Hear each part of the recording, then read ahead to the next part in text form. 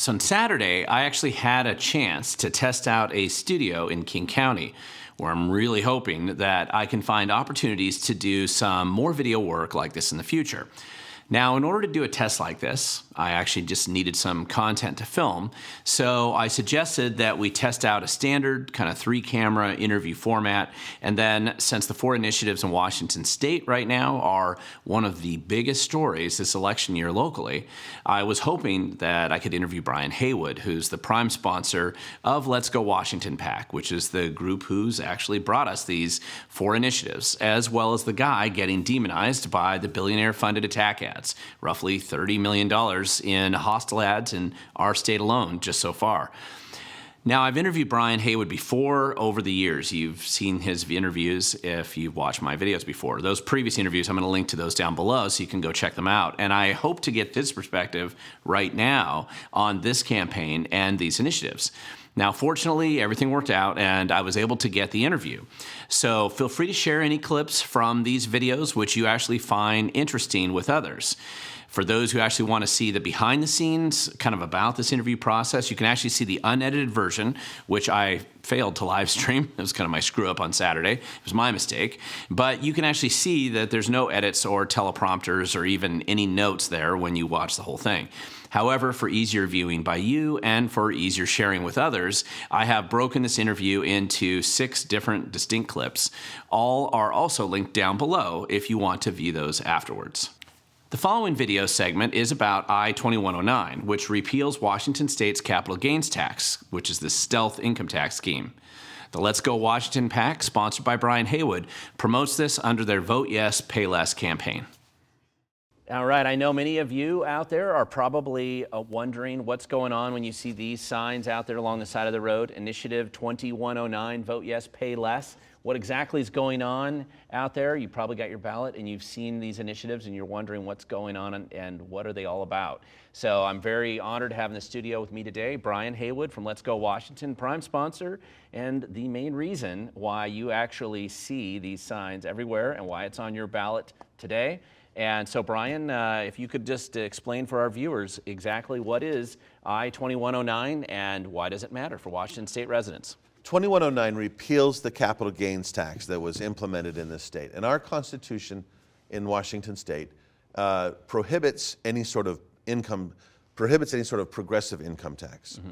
And that includes, because 49 other states plus the IRS plus the dictionary define capital gains as an income tax, yeah. It would preclude the state from doing a capital gains tax. And for clarification, who are the only people that don't believe that it's defined that way? Apparently the Supreme Court of Washington State is the only. This was billed as not an income tax but an excise tax. Mm-hmm. It went to the Supreme Court of Washington State, who are completely unbiased. The fact that Janesley appointed all of them has nothing to do with the fact that they ruled this way. 2109 then repeals that capital gains tax. The Supreme Court ruled that the capital gains tax was in fact an excise tax, mm-hmm. which is sort of like a sales tax, right? Right. And would effectively, at its sort of extreme, allow Washington State to charge you a sales tax on anything you bought anywhere or sold anywhere, mm-hmm. Which is sort of a crazy idea. This is really simple. It just repeals the tax and says we shouldn't do it. Now, why is it important? And I think there's a couple of elements to this. Mm-hmm. Number one, straight on its face, we're one of about 7 or 8 states that don't have a capital gains tax, don't have an income tax. And I believe that one of the robust pillars of our economy here in Washington State has been the very fact that we don't have a capital gains tax. Mm-hmm. Bezos came and set up here with Amazon. With Amazon. Right. And what I hear from opponents, well, they didn't actually say it was because of the capital gains tax. And then he left, the 2 years when the capital gains tax was implemented, he didn't sell, he'd sell stock every year before that. Mm-hmm. And then those 2 years he didn't sell any stock. And then he moved to Florida to be with his mother. Mm-hmm. And he started selling stock again, right? Right. And the opponents, it's almost laughable. There's no evidence whatsoever that anybody's ever moved out of this state because of capital gains tax. They keep saying there's studies that show that rich people won't move because of their state. I don't care what your study says. Ken Fisher told the state, if you're doing a capital gains tax, I'm moving my business out of here. He moved to Texas. Right. Bezos didn't say it was because of the tax, but his actions speak very loudly that he came here because of it and left because of it. And I remember back in the late 90s, one of the main recruiting tools that tech companies were using to bring people, especially highly compensated workers, to Washington State to work in a variety of startup companies here at the time, was that it allowed them to give them stock options, right. and it was considered a benefit right. at the time. So it's funny that the exact same people, probably many of whom were sold on that originally, are claiming that that's not an issue here. Well, but also then the state on its own website, until really recent, until we put the capital gains tax, the state basically said, come to Washington State, it's beautiful, it's safe, there is no income tax, no capital gains tax, and our schools are wonderful, right? And that was the pitch. Right.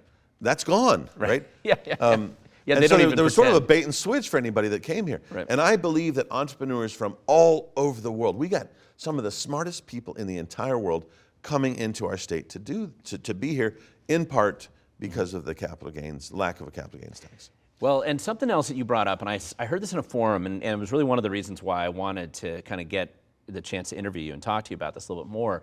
Talk about the nature of this tax and some of the kind of sneaky backdoor discussions, some of which have come out in the public now with records requests and other right. things, that this tax is kind of used as this wedge to get even worse policy coming up.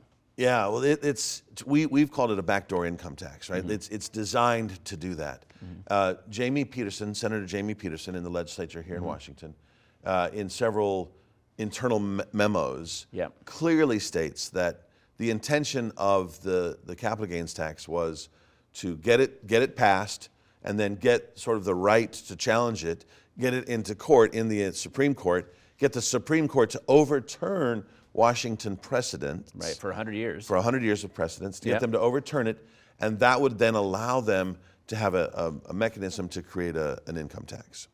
And then when it was passed and the money was coming in, another memo, again from Senator Peterson, said, we don't really care about the money that's coming in, which sort of belies the whole reason that they claimed the tax. Mm-hmm. And I think that's something else we need to get into, is what's the tax being supposedly used for? Right. But we don't care about that. This is really, it's a mechanism to get an income tax. And so then there's a third piece to this. The clear intention was, by hook or crook, we have to get an income tax in this state, somehow. And the capital gains is the only place that they've been able to so far get it to stick. It's like a barnacle on a ship, right, that they're trying to get this thing on. There was a bill, 5335. People can look it up on the legislator website. 5335 was a sort of a health care tax. It implemented a 10% income tax, right, or payroll tax they were going to put it on. Right. And then if you go down to like page 375 or whatever, there's an additional capital gains tax. And on the first, so right now the capital gains, what the claim is, well, it won't impact you. It only impacts 4,000 people. Right. It's at $250,000 of profit. Mm-hmm. What this new bill, 5335, which didn't pass, by the way, it didn't pass yet, but it's been implemented. You can tell where the intentions are. 5335 lowers the threshold from $250,000 down to $15,000. Right. And then it creates a new tier of 8%. Right now there's a 7.5% is the rate at $250,000. Creates a new tier of 8% at $15,000, and then 15.5% up at $250,000, which would take us from the lowest capital gains tax in the entire nation to the very highest.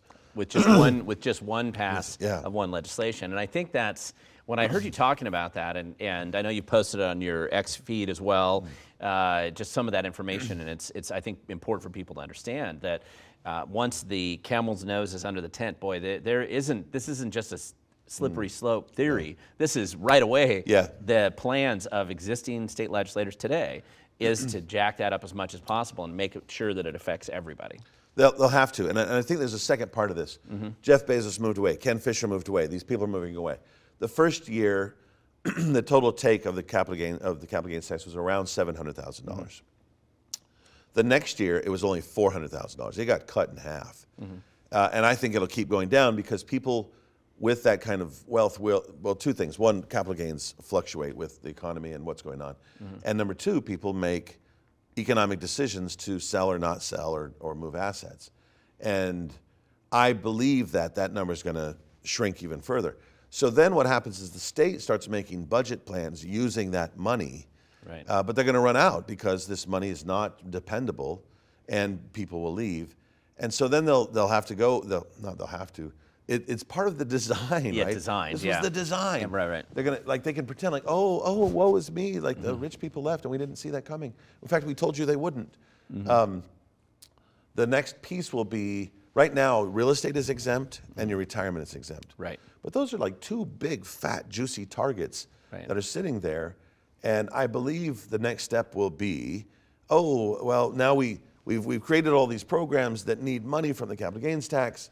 We need to tax your real estate. We need Right. to tax your home. We need to tax your retirement. And those will come next within 3 to 5 years. So this bill, or this initiative, I should say, this initiative repeals the entire, just straight up repeals that tax. Straight up repeals the tax. And if people want to know more and find out more about this, where would they go? Go to letsgowa.com. Letsgowa.com. There's no apostrophe in it, and we have videos about the initiative itself. We've got the language of the initiative, so you can read that for yourself, and we'll links to other information. And when they see it on their ballot, Brian, what should they do? Vote yes, pay less. I really appreciate you coming in the studio today talking about this initiative. I think as we've seen, millions and millions, tens of millions of dollars are being spent to oppose it. So it's good, I think, for our viewers to get a chance to actually hear it from the guy who's helped put it on the ballot and hear it for themselves. So with that, I want to thank you so much for coming in the studio on this one and telling our viewers what they need to know about it. Thank you very much.